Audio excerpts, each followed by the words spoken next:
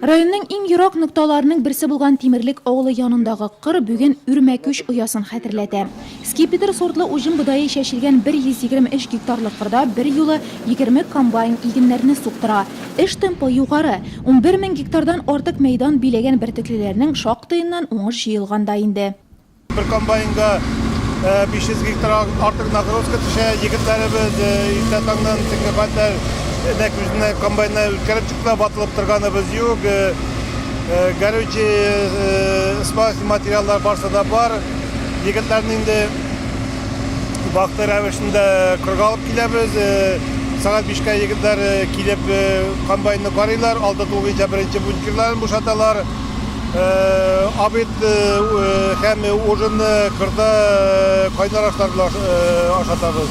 Her kombaynda ikişer kombaynchi, bor sırasını olganlar, şulayda yaşlarda yo'q tugil. Anatoliy Xvorostyev Nurlat agrar texnikumini tamamlagan, Uraqda hali birinchi sezonigina. Поле уже как дом. Работать хорошо, главное, масса есть. За мной идет.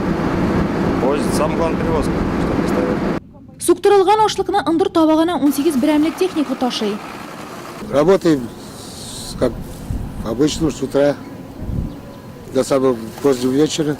Как погода? По погоде. Ну так стараемся работать допоздна. Rayon Boshqarma komiteti yetakchisi Olmaz Ahmedchin Suleymanovlarning ishidan qanoat qoldi. Shunda o'q bilgichlar bilan birga shuluq xo'jalikning oldingi mexanizatori Vladimir Nikitin istaligini rayon kombaynchilari orasida bayga e'lon etib bo'yicha fikr olishdi.